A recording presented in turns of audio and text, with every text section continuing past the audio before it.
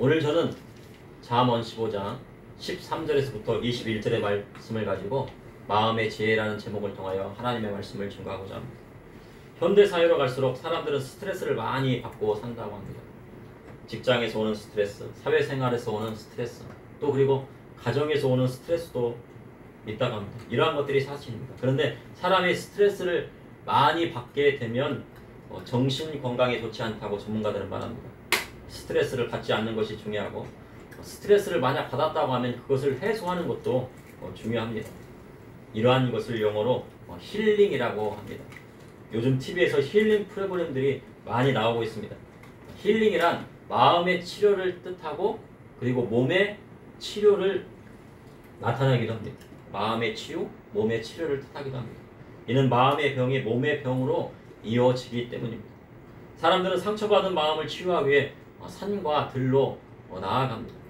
직장에서 오는 온갖 스트레스를 받고 왔는데 집에서 마음의 평안을 유지하지 못하고 쉬고 싶지만 그렇지 못하면 문제가 생기는 것입니다. 여러분들은 스트레스를 받으면 어떻게 해소를 하십니까? 어떤 사람은 스트레스를 해소하기 위해 먹는 것으로 푼다고 합니다. 그래서 스트레스와 비만과는 상관관계가 있다고 전문가들은 말합니다. 또 어떤 사람들은 드라마를 보거나 홀로 여행을 떠난다거나 친구들과 대화를 하기도 하고 또 스마트폰에 빠져서 스트레스를 풀기도 합니다. 그러니까 스마트폰을 많이 보는 것도 스트레스를 풀기 위한 하나의 방법이라고 볼 수가 있습니다. 그런데 어떤 사람은 스트레스를 받으면 말수가 줄어들고 자기만의 동굴에 들어가는 사람도 있다고 합니다. 믿음의 성도님은 어떻게 스트레스를 풀고 계십니까? 하나님 앞에 드리는 예배를 통해 마음의 평안을 얻고 마음의 치유받길 원하십니까? 오늘 본문 잠언 15장 13절 이하에 보니 마음의 즐거움에 대하여 말씀하고 있습니다.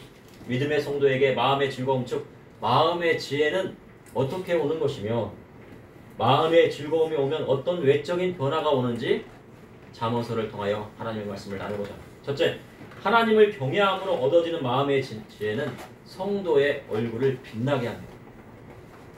세상에 많은 사람이 마음의 평안을 얻기 위해 노력합니다. 이는 마음의 즐거움이 사람의 인생의 질을 좌우하기 때문입니다. 물질적인 풍요가 있어도 마음이 평안하지 않으면 차라리 가난하여도 마음이 평안한 것이 훨씬 낫다고 합니다. 가정생활에 있어서도 돈이 많아서 싸우는 것보다 가난했던 신혼 때처럼 서로 사랑했던 시절이 그리운 것입니다.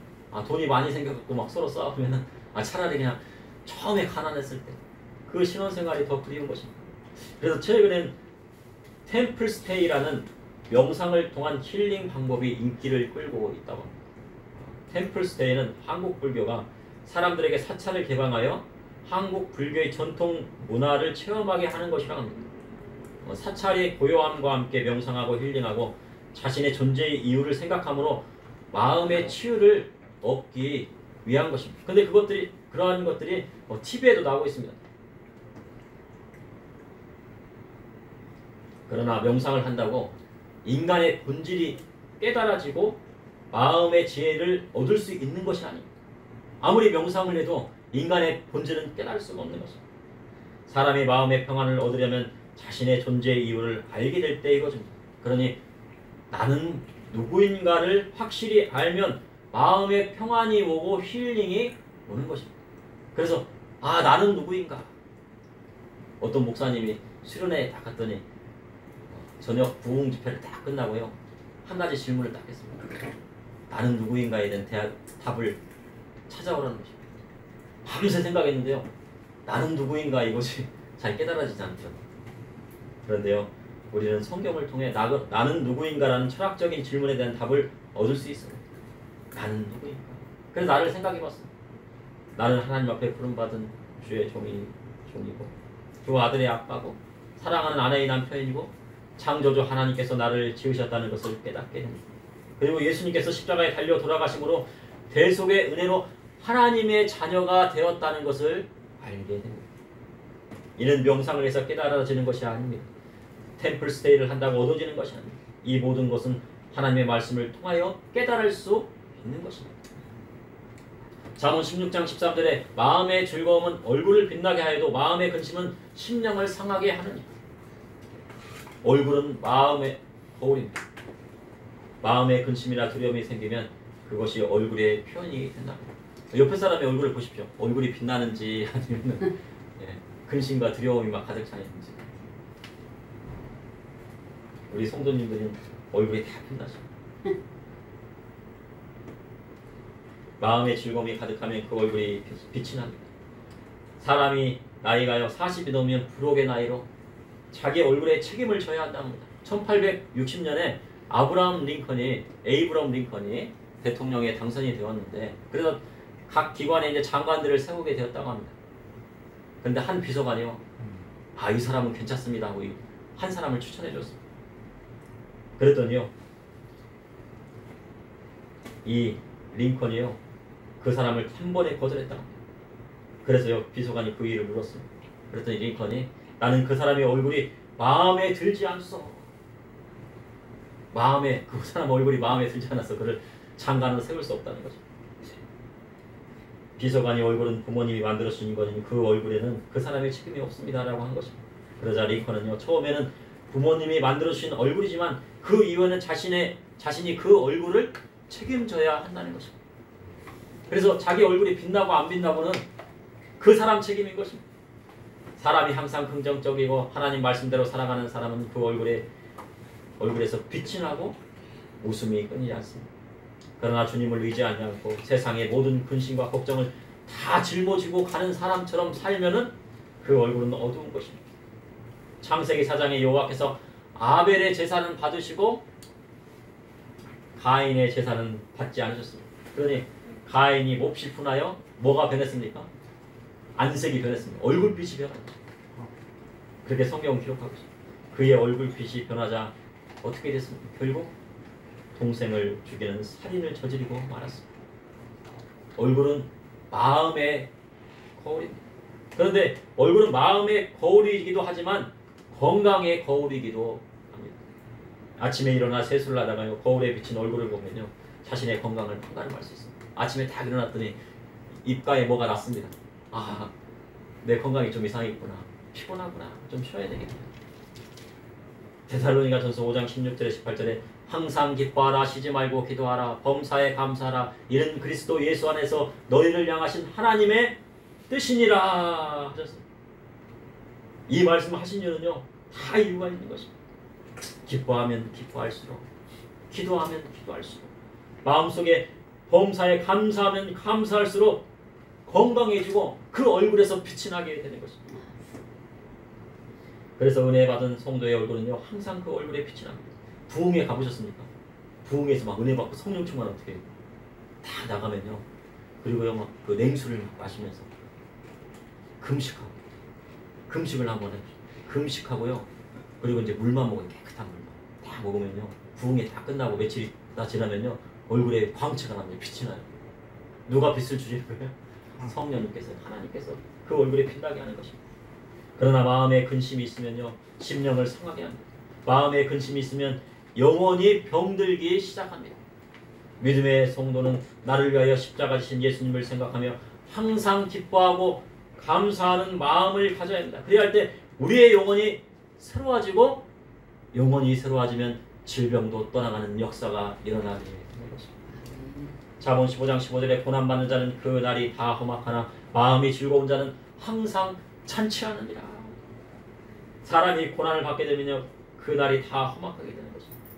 다윗이 블레셋 왕 앞에 섰는데요 죽지 않으려고 미친 척을 했습니다. 침을 질질 막 흘리면서 이 수염 밑으로 침이 질질 흘리면서 막 미친 척을 합니다. 그랬더니 야, 이 미친 녀석을 왜 데리고 왔느냐. 블레셋 왕이 왜 그랬습니까? 다윗이 살려고, 죽지 않고 살려고, 천하의 골리앗을 무찌르고 죽인 다윗이요 블레셋 왕 앞에서요 살려고 미친 척을 했어요. 그래서 고난받는 자는 그날이 험악한 것입니다. 그러나 마음이 즐거우면요 항상 잔치하는 것과도 같다고 말씀하셨습니다. 다윗은 고백합니다. 여호와께서 원수의 목전에서 상을 차려주시고 잔치를 베풀어 주셨다고 고백합니다. 상을 주셨을 뿐만 아니고 잔치를 베푸셨다. 왜요? 우리 하나님은요 좋으신 분이시고 나에게 고난이 오고 내 일이 풀리지 않아요.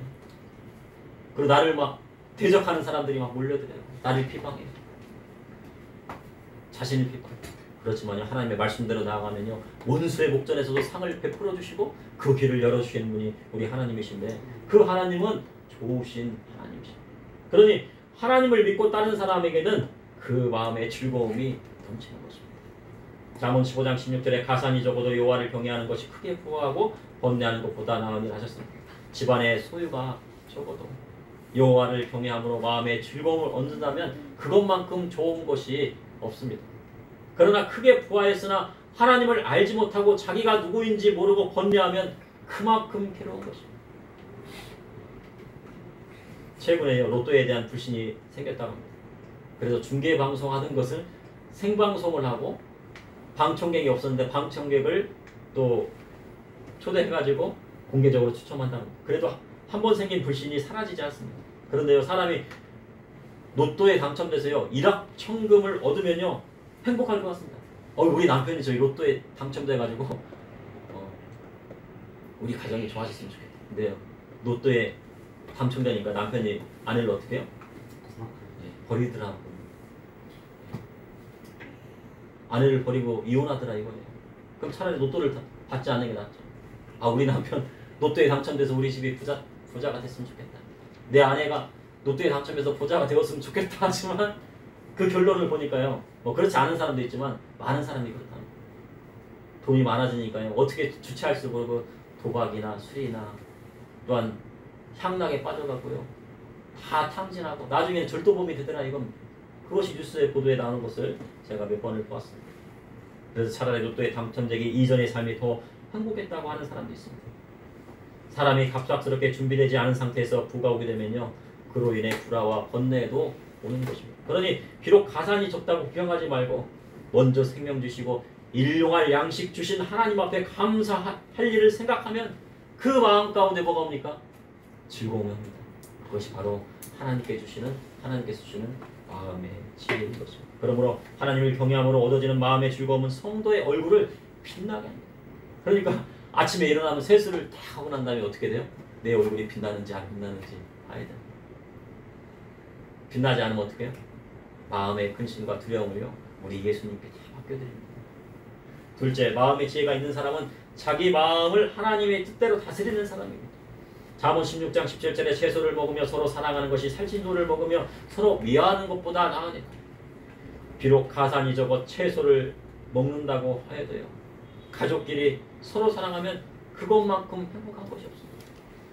우리가 과거에 어릴 적에 너무 가난해가지고요, 도시락도 매일 도시락 싸가면 남들은 고기 반찬, 고기 반찬이 그때는 없었죠. 오뎅 반찬 싸가면 부러워해가지고요. 그때는 도시락을 싸가는데 달걀 하나만 위에다 올려놓으면 서로 뺏어 먹으려고. 그래서 어디다 놨어요? 밑에다가 쫙 깔았어요. 어머니가 아들을 사랑해줘요.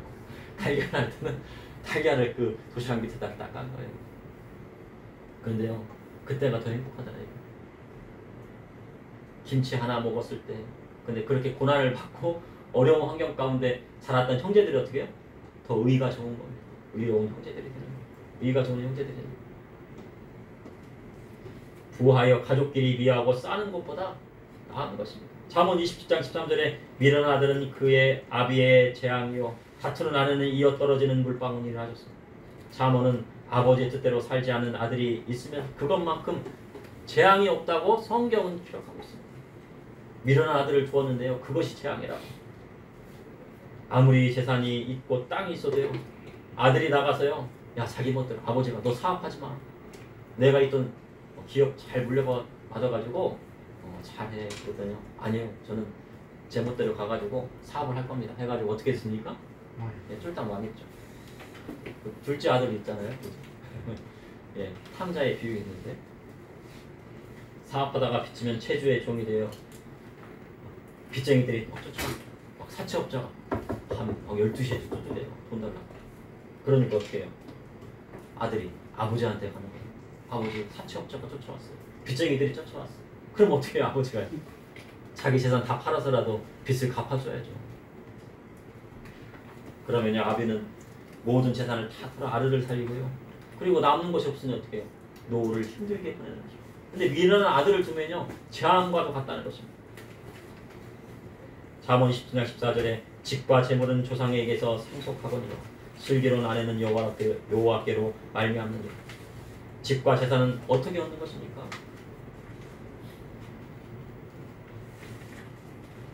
너 물려줄 것이 하나도 없어.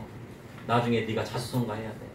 대학 졸업하고 나면은 네가 다 벌어갖고 네가 막 재산도 일으키고 집도 일으켜야 돼. 그러면 성경적입니까? 성경적이지 않습니까? 성경적이지 않죠. 집과 재산은 어떻게 얻는 거라고요? 밖에 나가 사업을 해서 얻는 것이 아닙니다. 바로 조상에게서 물려받는 것입니다. 부모님에게서 물려받는 거예요. 젊은 사람들이 요즘 왜 힘들어요? 맨 땅에 해제를 하려니까 힘들죠. 예. 아버지가 일으켜 놓은 기업을 물려받으면 되잖아요. 근데 너 가서 맨 땅에 헤딩해. 네가 자수성가해 하니까 힘든 거예요. 그럼 하나님 나라의 유업은 어떻게 물려받습니까? 누가 주시는 거예요? 하나님 아버지가 주시는 거예요. 이 땅에 집과 재산도 누가 주세요?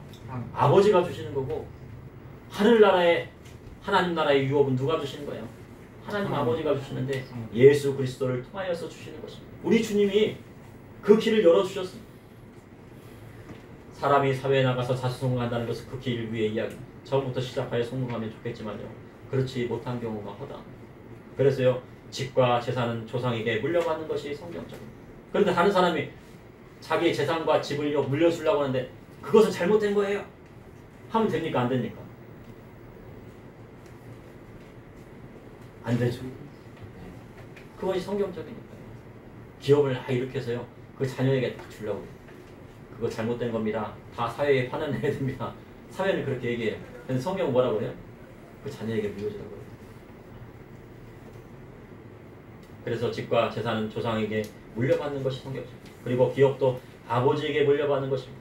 아버지가 하는 것을 물려받아서 하면 그 아들은 성공할 가능성이 아주 높은 것입니다. 그런데 성경에 다투는 아내는 이어떨어지는 물방울과도 같다고 하셨습니다. 물방울이요. 이마에 계속 떨어지면요. 어떻게 됩니까? 물방울이 하나씩 떨어지는데 이마에 막 계속 떨어져요. 멈추지 않고. 북한에서는 그렇게 고문한다고. 아무튼 그런 고문이 있대요. 근데 이마에 물방울이 계속 떨어지면요. 이 괴로운 거예요. 그런데 다투는 아내와 사는 것도 물방울이 이어 떨어지는 것과도 같다는 겁니다. 물방울 이마에 떨어지는 고통은요. 견딜 수가 없어요. 참을 수가 없어요. 잠언 21장 19절에 다투며 성내는 여인과 함께 사는 것보다 광야에서 사는 것이 나으니라. 광야는 어디입니까? 이스라엘 광야는요. 사막과도 같은 것입니다. 물이 한 방울 아니고요. 거기는 늑대나 이리가 사는 것이에요. 다투고 성내는 여인과 함께 살면 그것만큼 인생이 괴로운 것이 없습니다. 그렇다고 아내를 버릴 수 있습니까? 성경은 아내를 버릴 수 없다고 해요.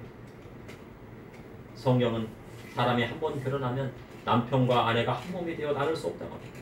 그러니 괴로우면 다투는 아내와 살다가 괴로우면 어디 가야 돼요? 어디 가야 됩니까? 답이 여기 나와 있는데 광야에 가라고 나온 겁니다.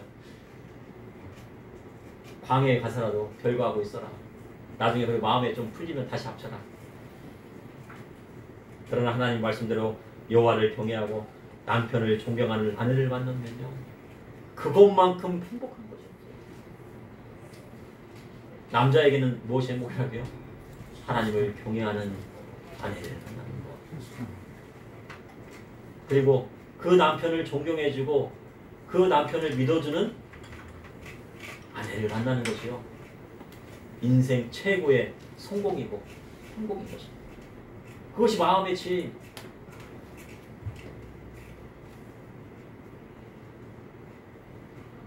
그래서 잠언서에 보면 지혜로운 현숙한 여인, 지혜로운 아내를 만난 것이 진주를 얻는 것보다 더 낫다고 말씀을 하신 것입니다. 잠언 15장 18절에 돈을 쉽게 내는 자는 다툼을 일으켜도 노하기를 더디하는 자는 시비를 그치게 하느니. 상대가 먼저 잘못했습니다. 상대가 잘못했어요. 그럼 저는 잘못한 게 없잖아요. 그런데 내가 막 화를 막 냈어요. 막 화를 내고 뭔가를 막 집어 던졌어요. 그럼 어떻게 됩니까? 상대의 잘못보다는요 자기가 화내고 뭔가를 집어 던진 것이 더 크게 부각되는 거예요. 역전이 되는 거예요. 네. 그래서요 돈을 쉽게 내는 사람은 실수가 생기고 다툼이 또 일어나게 되는 거죠. 그러나 큰 시비가 생겨도 노하기를 더디하고 잠으면 시비가 그치게 된다고 성경은 기록하고 있습니다. 잠언 15장 19절에 게으른 자의 길은 가시 울타리 같으나 정직한 자의 길은 대론이라. 게으른 사람은요 앞에 떡이 있어서요 그것을 입에 넣어주기를 기다립니다. 그리고 입에 넣어줄 때 먹어요. 잠언 24장 33절에 내가 좀 더 자자 좀 더 졸자 손을 모으고 좀 더 누워있자 하니 내 빈궁이 강도같이 오며 내 곰핍이 분사같이 이르리라. 사람이 잠을 자는 것은요 하루에 7시간에서 8시간 정도 자는 것이 건강에 가장 좋다고 합니다. 그래서 모든 시간을 다 합쳐가지고 하루에 24시간을 통해서 7시간 정도 8시간을 자는지를 봐야 됩니다. 그런데요 잠도 줄이고요 3시간 4시간만 자면요 과로로 인하여 뇌졸중에 위험으로 빠진다고 합니다. 그래서 숙면을 취하는 것이 중요합니다. 시편 121편 2절에 여호와께서 그의 사랑하시는 자에게 잠을 주시는 거다. 가끔은요 어떤 분이 막 예배 시간에 주무시더라고요. 그래서 생각했습니다. 하나님께서 저분은 사랑하시는구나. 그래서 잠을 주시는구나. 마음의 평안을 주시는구나 생각을 했습니다. 현대인들은요 숙면을 취하지 못해서요 병원을 찾아가기도 합니다. 그러나 하나님께서 그 집을 지켜주시고 그 성을 지켜주시니 믿는 자는 평안히 잠이 오는 것입니다. 그런데 잠을 너무 많이 자는 것은 잠을 적게 자는 것보다 더 뇌졸중의 위험이 높다고 합니다. 하루에 매일 12시간씩 자게 되면요 건강에 해롭다고 전문가들은 말합니다. 좀 더 자자 좀 더 졸자 손을 보고 좀 더 눕자 하면요 그렇게 게으르면 빈궁이 강도같이 오고 궁핍이 군서같이 찾아온다고 말씀하셨습니다. 그래서 게으른 사람은 누구에게 가서 배우라고 하셨습니까? 개미야에게 가서 배우라고 했어요. 개미는요 여름 내내 막 부지런히 막 이래요. 저는 지난번에요 개미 한 마리가요 큰 잠자리 있죠. 제가 보기에는 한 30-40배는 되는 것 같아요. 그 개미 한 마리, 검은 개미 한 마리가 자기의 몸에 30-40배나 되는 잠자리를 끌고 갑니다. 그거 얼마나 힘들어요. 혼자서 끌고. 다른 개미들도 부르면 좋겠죠. 혼자서 막 날개를 막 끌고 이리 끌면 안 되고 저리 끌고 하더라고요. 그걸 제가 그래서 영상으로 찍어놨습니다. 증거가 있습니다.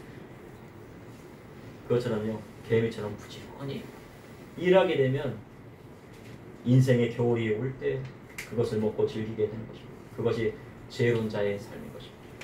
그러니 게으른 자의 길은 가시 울타리 같으나 정직한 자의 길은 대론이라 하신 것입니다. 그런데 왜 정직한 자의 길은 대로라고 하셨을까요?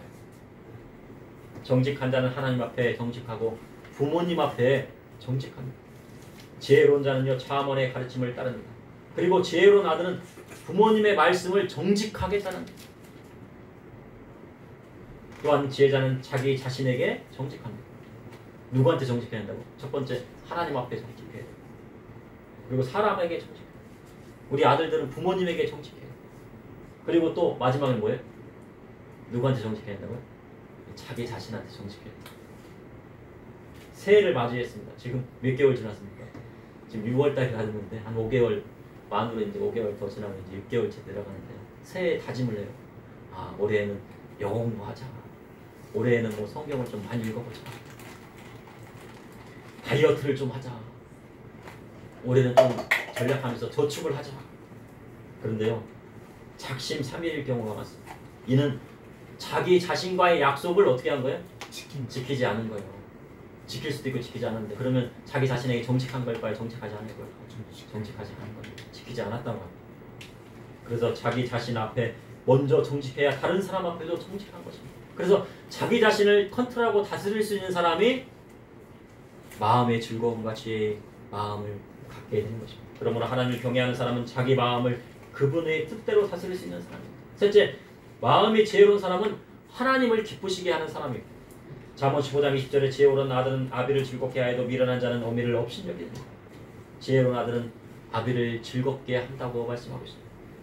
그런데 지혜로운 아들은요 아버지가 무엇을 기뻐하는지 압니다. 그래서 아버지의 훈계에 따라 그대로 행하는 것입니다. 그러나 미련한 자는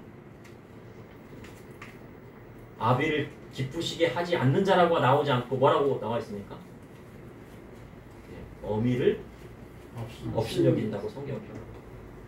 업신여긴다는 건요, 거만하다는 거죠.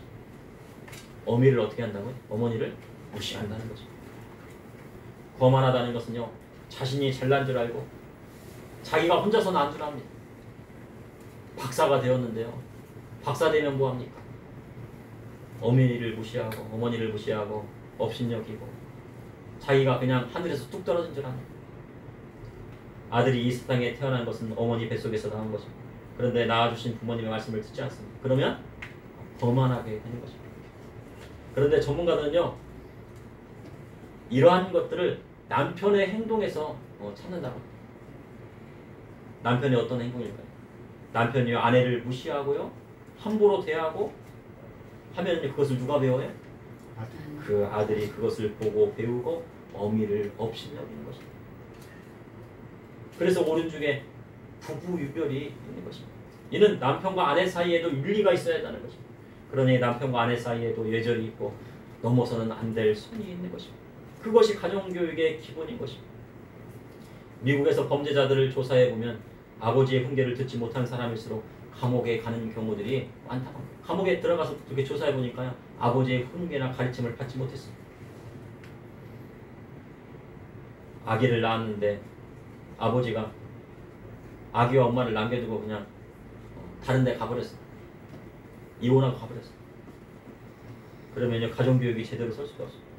그런데 어머니는 어떻게 해요? 야, 자녀가 아버지한테 버림받았으니까 어떻게 해요? 더 사랑으로 대해주려고 하는 거예요. 그런데요, 그 사랑이 자녀를 좋게 할 수도 있지만 나쁘게 할 수도 있다는 것입니다. 그러니 모든 것을 허용해줍니다. 잘못된 것도 허용해주고 잘한 것도 허용해주고 다 허용해줍니다. 그래서 나중에는요, 잘못되는 경우가 많다고 사람들은 말합니다. 전문가들은 말합니다. 그래서 자녀 교육에는 사랑만이 최고가 아닙니다. 잘못했으면 어떻게 돼요? 훈계하고 가르쳐야 되고 하는 것입니다. 그래야 올바른 사람이 되는 것입니다. 그래서 아비의 뭐라고 합니까? 아비의 훈계를 들으라고 합니다. 아비의 훈계는 어때요? 듣기가 싫죠? 쓰죠? 그래도 들어야 되는 거죠. 그 어미의 법을 따르겠습니다. 어미의 법은 무엇입니까? 칭찬받는 여인은 누구예요? 하나님을 경외하는 사람입니다. 신앙을 물려주는 것입니다. 잠언 15장 21절에 무지한 자는 미련한 것을 즐겨하여도 명철한 자는 그 길을 바르게 하는. 무지한 자는 미련한 것을 즐겨합니다. 무지하다는 것은요, 아는 것이 없다는 뜻입니다. 왜 아는 것이 없습니까? 요즘은요, 기본적으로 고등학교는 다 나오잖아요. 대학도 나오고. 요즘은 대학 나오는 사람이 대부분이랍니다. 보통 대학까지는 나옵니다. 근데 왜 무지합니까? 아는 것이 없습니다. 무지하다는 것은요, 지혜가 없기 때문입니다. 그러니 세상을 자기 뜻대로 사는, 그리고 그 결국은 멸망으로 가는 것입니다. 이는 하나님을 아는 지식이 없기 때문입니다. 중국이요, 아무리 뛰어난 기술을 개발하려고 해도 되지 않습니다. 미국에서 지금 중국을 제재하고 있는데 무엇을 제재하고 있습니까? 반도체. 네, 그렇죠. 맞습니다. 경제를 제재하는데 반도체를 제재하고 있어요. 반도체가 있어야 되는데 뭐 자동차를 만들어도 반도체가 없으면 자동차가 됩니까? 요즘은 다 반도체라는데, 세탁기 하나를 만들어도, 냉장고 하나, 컴퓨터 하나를 만들어도 반도체가 있어야 되는데 반도체를 만들 수 있는 기술력이 없습니다. 그 기술력을 누가 갖고 있습니까? 미국, 일본, 우리나라, 대만. 그런데 지금 현재 대만이 지금 최고의 기술을 갖고 있고, 원래는 우리나라가 최고였습니다. 근데 대만이 지금 추월했어요. 중국이 아무리 그걸 개발하려고 해도 개발이 됩니까? 개발하려고 지금 포기했습니다. 다른 나라의 것을 카피하고 모방하려고만 하지 자기의 것이 없습니다. 그것이 한계입니다. 왜 그것이 한계가 되었습니까? 하나님을 경외하고 하는 나라와 민족마다 명철함을 주시는 것입니다. 그러나 교회를 핍박하고 십자가를 뽑아버리고 교회를 무너뜨리고 성도들을 막 핍박하고 성경을 유통시키지 못하게 하고 하니까 지혜가 옵니까? 지혜가 오지 않는 것입니다.